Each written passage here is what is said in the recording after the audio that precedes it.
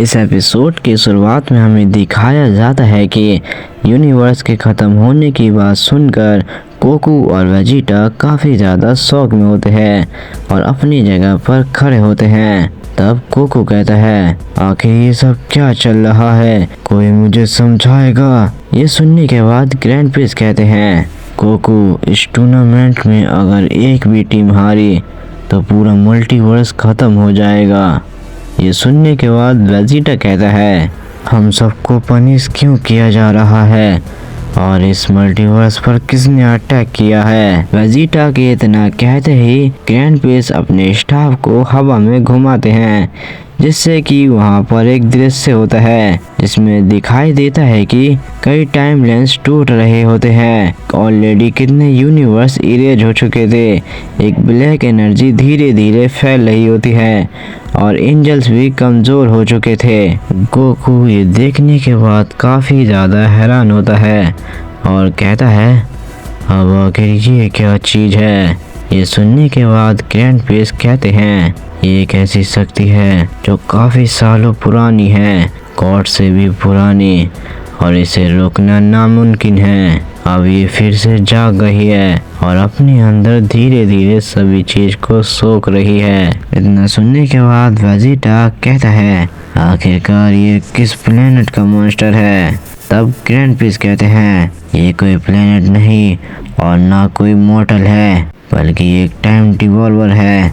समय जब बना था उससे पहले से ये टाइम डिवॉल्वर है। तब गोकू कहता है, क्या इसे कोई रोक नहीं सकता, इवन जेनोसामा। गोकू की बात सुनकर दोनों जेनोसामा बच्चे की तरह डरे होते हैं और कहता है, हमने ट्राई किया था लेकिन हम नहीं कर पाए, अगर ज़्यादा कोशिश करते तो हम इरेज हो जाते। जेनोसामा के इतने कहते ही ग्रैंड प्रिंस कहते हैं, बस अब एक ही तरीका है, अ न्यू टूर्नामेंट, जिसमें हर यूनिवर्स अपना सबसे पावरफुल योद्धा भेजेगा और फाइनल विनर को मिलेगा एक डिवाइन की, जिसमें टाइम डिवॉल्वर की रियलिटी चेंज कर सके। ये सुनने के बाद वेजिटा कहता है, और हार गए तो। तब ग्रैंड प्रिंस कहता है, सब कुछ खत्म हो जाएगा, कुछ भी नहीं बचेगा। इसके बाद हमें दिखाया जाता है कि एक विशाल होलोग्राम खुलता है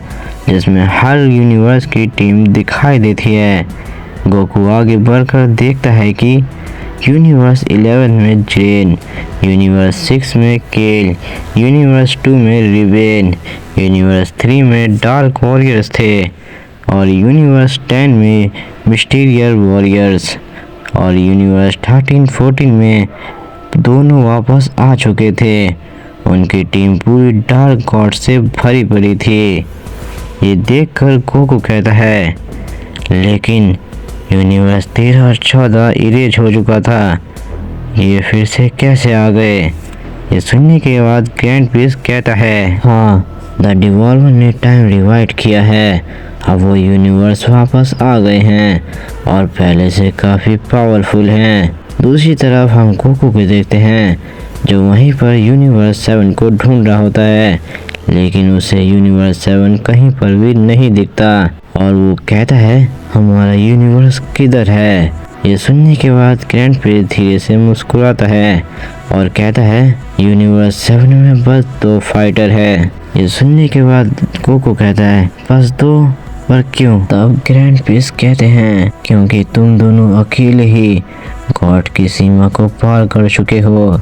ये सुनने के बाद वेजिटा कहता है, तो हम दोनों एक टीम हैं, बस हम। तब ग्रैंड प्रिंस कहते हैं, हाँ, यह टूर्नामेंट सिर्फ गॉड्स लेवल वॉरियर्स का है और उन्हीं को अलाउड किया गया है। तब गोकू गहरी सांस लेता है और कहता है, वेजिटा, एक बार और हमें साथ मिलकर लड़ना होगा। तब वेजिटा कहता है, हाँ, इस बार हमें अपने मल्टीवर्स को बचाने के लिए लड़ना होगा। वेजिटा के इतना कहते ही ग्रैंड प्रिंस अपने स्टाफ से हवा में स्ट्राइक करते हैं, जिसके बाद पूरा प्लेस हिल जाता है, स्काई ओपन होता है और एक नई जगह बनती है, इतनी बड़ी कि पूरी गैलेक्सी उसमें समा जाए।